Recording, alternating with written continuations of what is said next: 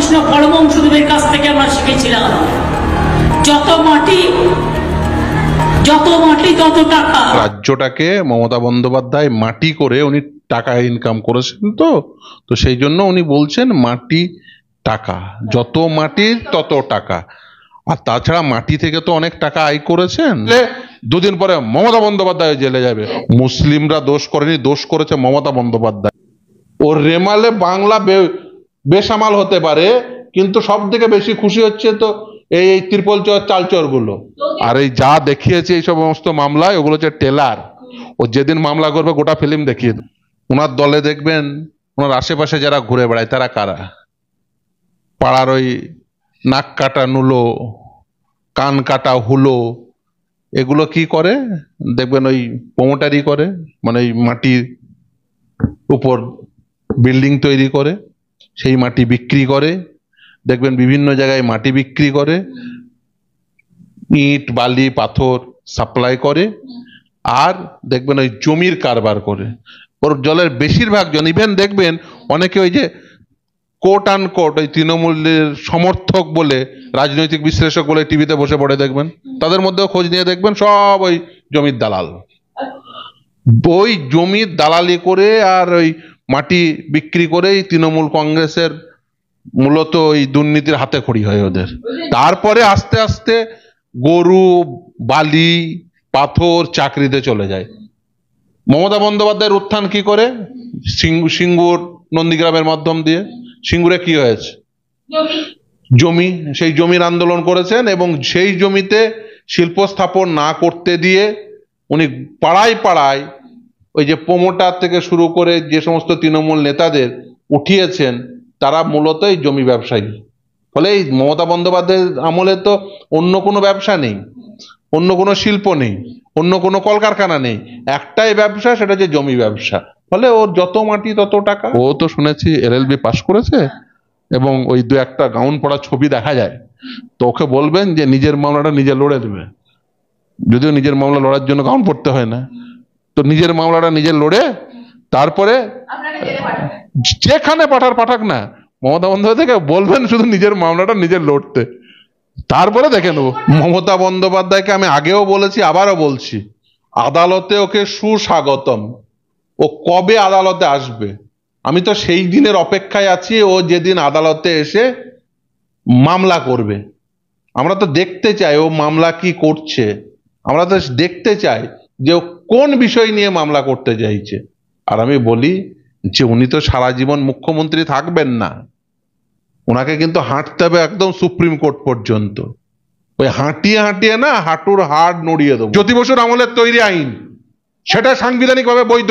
ও কেন ওর আমলের তৈরি আইন কেন সাংবিধানিক ভাবে বৈধ হলো না? তার একটাই কারণ, ও ও ও আইন লিখতে জানে না। আমি তো বলেছি সেই জন্য যে ওকে এখন একটা পা খোঁজ করতে হবে, যে পায়ের নিচে বসেও আইন শিখবে। যে মমতা বন্দ্যোপাধ্যায়ের অদক্ষতা এবং অকর্মণ্যতা এবং ওর আইন সম্পর্কে জ্ঞান না থাকার জন্য, আপনি যদি মাথার উপরে শিক্ষিতকে বসিয়ে দেন, সেই অর্ধশিক্ষিত আইন তৈরি করতে পারবে না, সেটাই স্বাভাবিক। আমি তো বলবো গ্রামের কাউকে ডেকে আনুন, ওর থেকে যোগ্য হবে।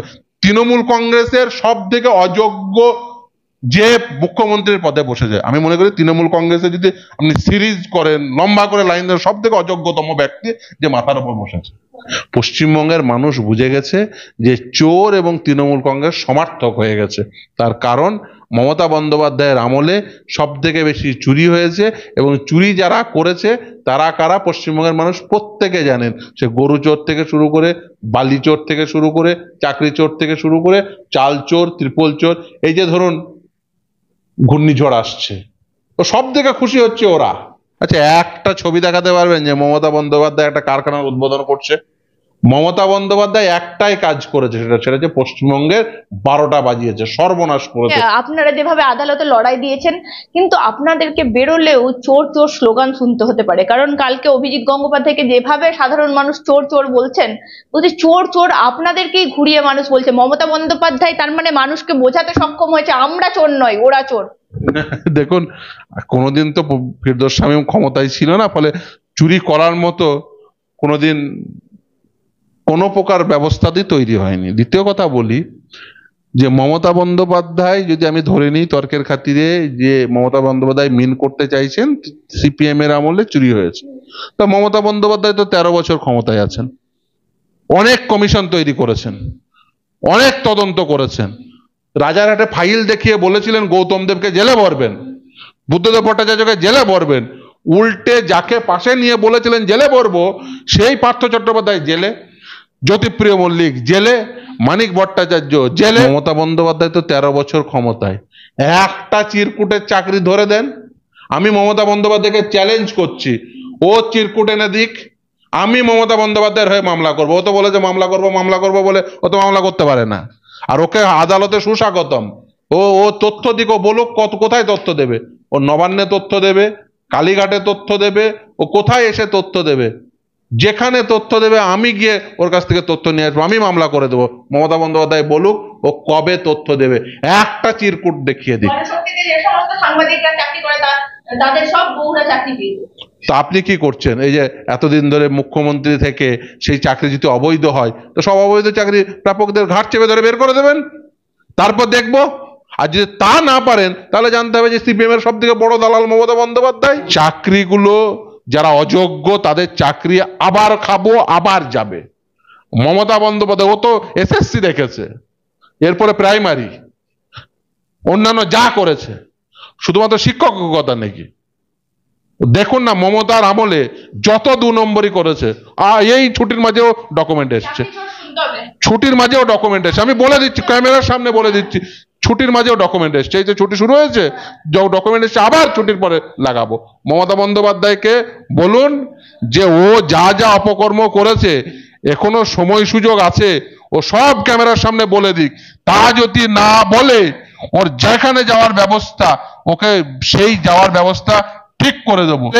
2 দিন পরে মমতা বন্দ্যোপাধ্যায় জেলে যাবে, বুদ্ধদেব ভট্টাচার্য সসম্মানে পশ্চিমবঙ্গের মানুষের মনে